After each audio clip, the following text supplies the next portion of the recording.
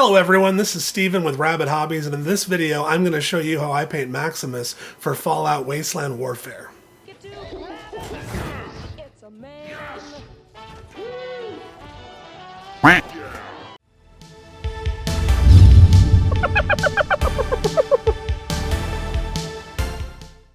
Now the first step, as always, is to prime your miniatures. In this case I used Monument Hobby's black airbrush primer. And I have Maximus put together in sub-assemblies here, with his body and the gun, and his head kind of on a pike here so that I can paint it individually. And then the base is on its own because predominantly the base is going to be a earthy brown color.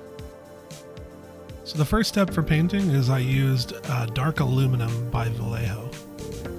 I covered the entire model with my airbrush. I also airbrushed just the helmet on the base, not worrying too much about overspray. This dark aluminum shade provides a nice even coat. That's going to be the undercoat, and I will go in and highlight the model as well. This is also going to darken up quite a bit as I will be doing an oil wash. My first highlight, I'm using aluminum from Vallejo Metal Color. One thing with these paints is you really have to shake the crap out of them. These are one of those paints that make me glad that I bought a Vortex mixer. You can get these on Amazon. Definitely helpful for your wrist. Now the aluminum I sprayed as a zenithal highlight, essentially from 45 degrees above the model, where the light would be catching the metal the most. If you are doing this with a brush, a dry brush from above would be a similar effect. Here you can see the results. Now it's kind of subtle on the camera, but it shows up better in real life. Now why did I choose aluminum, you might ask, for my metal color? If you look at these reference images from the show, it's clear that it is not a neutral metallic that is used on his armor. It's not a silver, it's not truly a gunmetal, it's closer to like a nickel plating or almost aircraft aluminum in the look. And I'm wanting this model to be closer to the look on the television show. I've seen this power armor painted up before using more neutral metallics and it just looks off. Again, I made sure to hit the helmet on the base.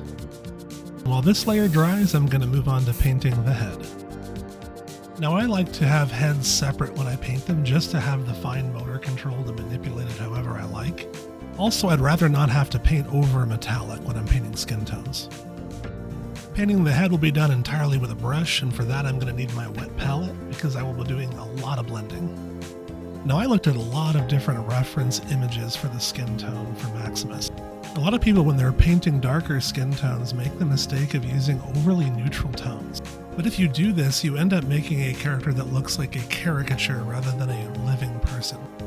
Aaron Moten did a crazy awesome job as Maximus, fleshing out his character, and he deserves to look like a living, breathing character. To accomplish this, I'll be using a mix of Army Painter Fanatic paints, including Carnelian Skin, Ruddy Umber, Buffed Hide, and for my brightest color that will serve as the white, Pale Sand, which will never be used 100% on its own. Now to get ready for blending, I'm going to be putting all of these paints on my palette. That way I can freely mix between all of them. And I will rarely be using one of these paints entirely on its own, save for the base coat. So I start off with a base coat of Carnelian Skin. Thin down with a little bit of water, this is applied all over the skin.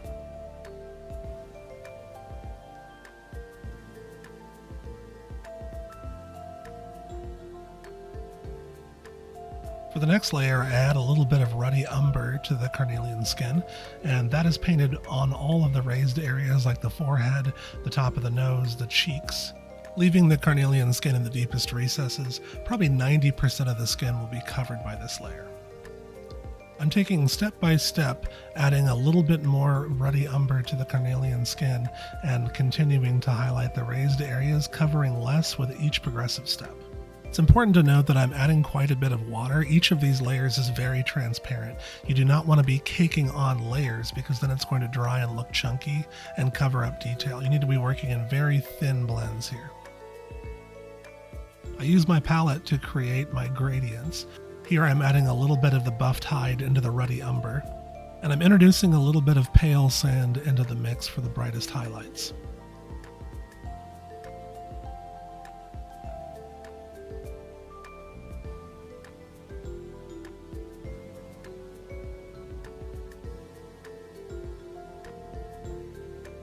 Keep in mind when working with transparent paints, as you're adding layers, they will appear lighter than they will be when they dry. I find that it's really important to take your time when painting faces. It's obviously something that our eyes are immediately attracted to. You know, it's one of the first things a baby will latch onto is its parent's face. And the same is true of our models in general. When someone picks it up, one of the first things they're going to look at is the face. And that's why I feel like faces and bases are like the two most important components of a miniature, at least in my opinion. And here my skin tones for Maximus are pretty much done. Just a few more details like the eyebrows and the eyes. You can see the aftermath of my skin tone blending on my wet palette here. There's quite a lot of transition going on. Next up, I'll be painting the hair, and for this I'll be using Army Painter Warpaints Fanatic Matte Black and Deep Gray. As before, I set these up on my wet palette because I will be blending.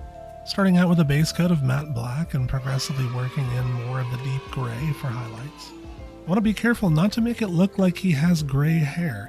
The gray is there only to provide a bit of texture for our eyes to see. When painting such small models, it's important for us to exaggerate the highlights. Now for the final highlights on his hair, I like to go in and use a bit of a stippling motion. Now I come in and carefully paint the eyebrows.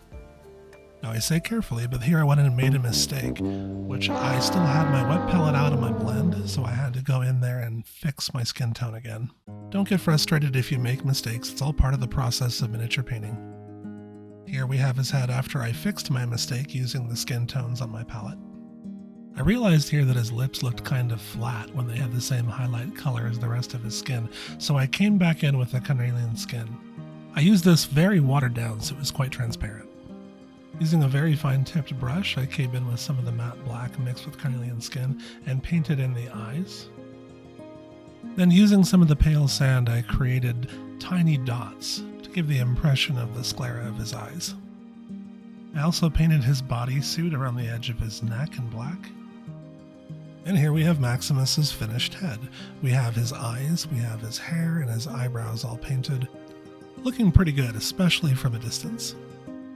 Next I'll be using Army Painter Speedpaints, and for that I like to use one of these little fidget poppers for a palette. I often don't want to dilute my speed paints with water, and I find that once the paint dries I can just pop it out of the little pockets. So the palette's ready, just gotta get my brushes out, and I'm going to be using my Army Painter Speed Paint Full Strength. I'll be using Grim Black for some of the darker accent colors on the armor, parts like the tubing and the canisters on his back. Just putting one small drop in my palette to use. And I do keep some water handy because I do find the capillary action of the speed paints tend to go up the bristles of the brush, and I don't want to get any speed paint into the ferrule. That's an easy way to ruin a brush.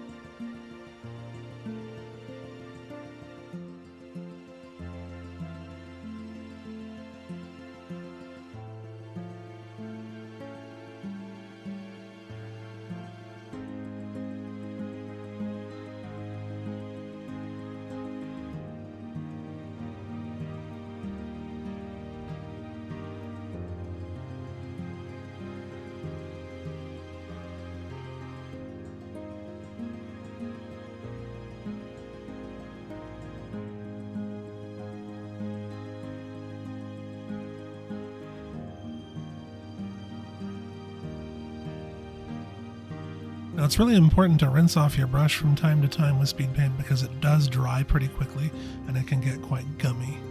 Now I wasn't satisfied at first with how dark it was, so I went in and applied another layer. And I also went in on the base and painted the tubing and the other black accent parts on the helmet. Now to paint the eye lenses, I used the absolute coolest sounding paint ever, Death Metal by Warpaints Fanatic, which is kind of a darker bronze metallic. Now metallic paints I also like to use a dry palette for because I don't like the flakes getting all over my palette. Carefully just painting in these eye lenses. And now it's time to work on the rest of the base. Because I'll be blending again, I'm breaking out the wet palette one more time. Now for the muddy base I'll be using Leather Brown, Paratrooper Tan, and Bootstrap Brown. And as usual, setting up my palette for blending.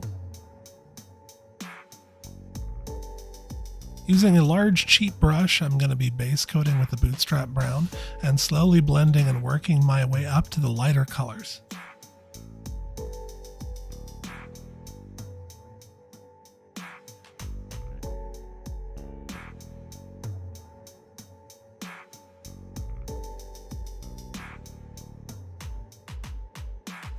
Using a stippling motion, I even paint in between the netting to get the ground underneath.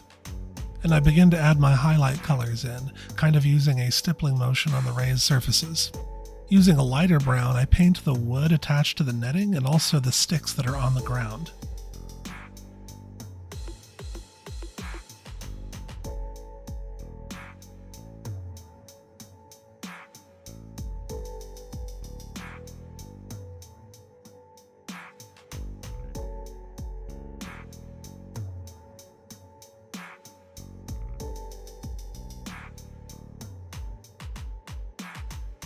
Using some matte black, I paint in the netting.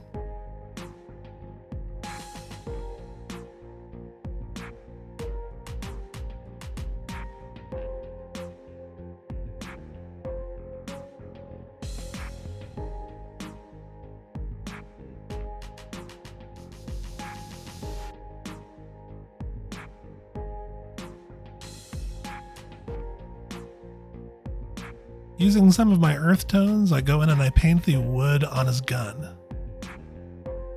In the show, both the grip and the stock are made out of wood.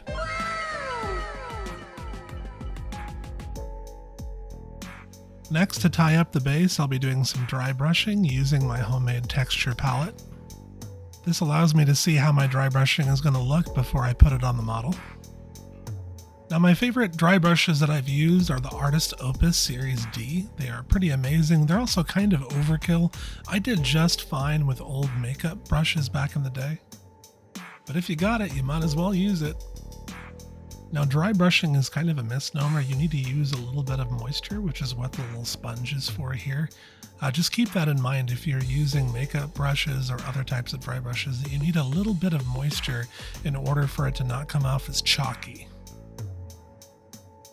You see, I blend up my paints and then I use the texture palette to kind of figure out my consistency, using a paper towel to pull any excess moisture out of my brush until I get the right look. So it's only when I know how it's going to look that I actually apply the paint to the model itself.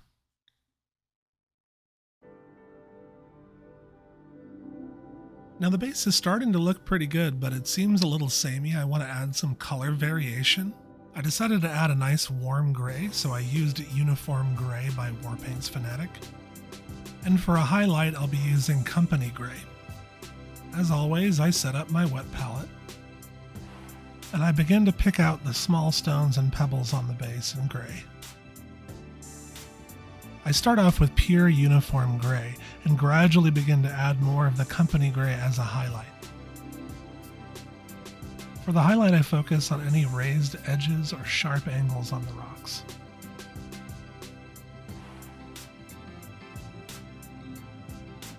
Keep in mind, everything is going to get darkened down as it dries, and also after the application of the oil wash. Alright, now the last step before the oil wash is I need to seal everything in with a high gloss varnish by Liquitex, which I apply through my airbrush, but you can also brush on varnish. I like to use a high gloss varnish for this step because I feel like it provides better protection, and I also want to be able to smoothly remove the oil wash off the raised surfaces.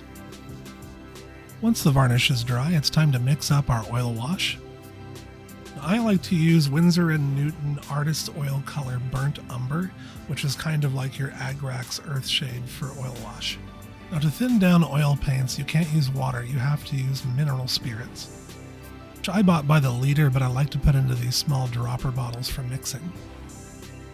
I use a little pea-sized drop of the oil paint and heavily dilute it with mineral spirits, probably like a 4:1 or even a 5:1 ratio. Then you very thoroughly mix the oil paint together with the mineral spirits until you get kind of the ratio that you're looking for. I like to test it against the side of my container to make sure that it looks how I want it to look when it's finished. I like that I have a great deal of control over the consistency of this, and I make each batch to order. I don't really store this, I make it as I need it. Then you just slather it all over the miniature. Oil washing is a subtractive rather than an additive process. And by that I mean you kind of slather on everywhere and then you take off from the places you want to remove to bring back your highlights. Then we do the same thing all over Maximus's armor. As you see from the show, his armor is far from clean.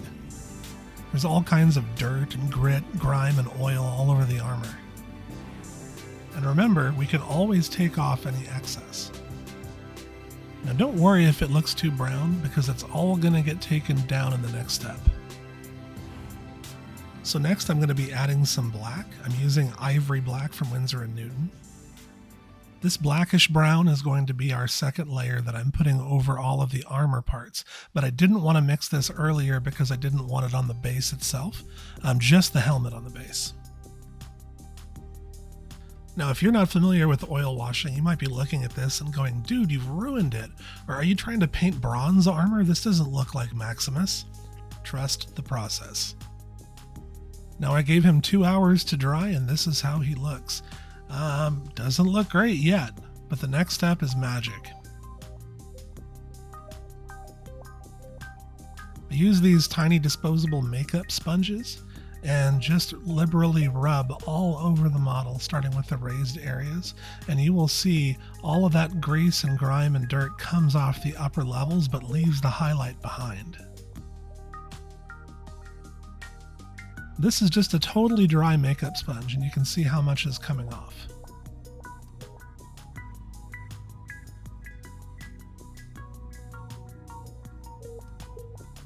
Now that's looking pretty good, but I want to bring back even more highlights. Now to do that, I'm bringing back the trusty mineral spirits, and I'll be putting a drop or two on the makeup sponge. I find this part glorious. You really see the shine of the armor coming back through while still preserving the grit and grime and grease underneath. And almost like magic, his armor begins to look like it does on the show. Now we just have to polish up the helmet on the base. We're looking pretty good. I also make sure to remove any excess oil wash that's on the wood or on the netting. Alright, now I super glued his head onto his body, and here's how he's looking after the oil wash.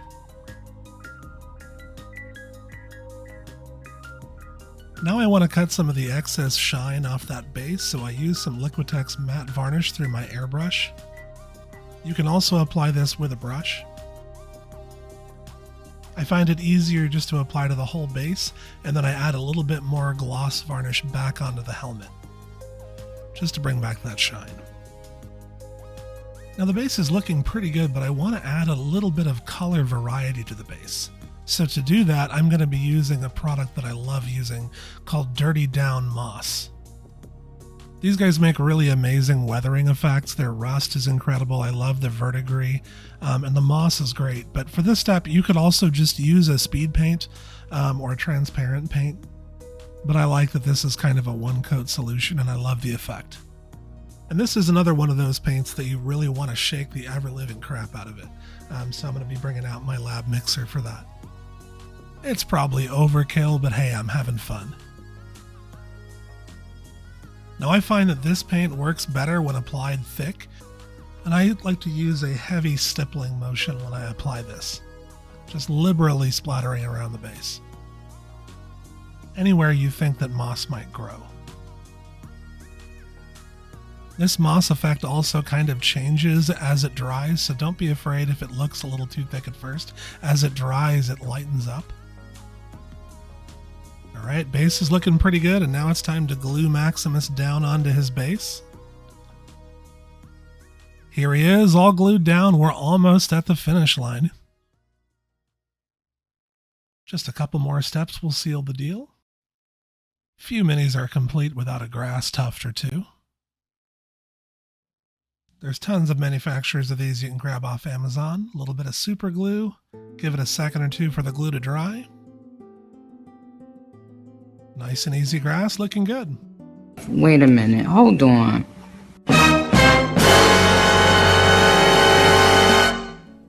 I gotta freehand this logo. It's alright, it's cool, I can do it. I got the tools. That color looks to be like a candy or a transparent red, so maybe I could use a speed paint right over the metal. I've got to use my tiniest of tiny brushes for this, a 000, because this logo is minuscule. It's going to need a minuscule brush. Looking through my collection and finding the right kind of speed paint or contrast, I ended up with Slaughter Red by Army Painter Speedpaint. I think that should be about the right shade to use for this.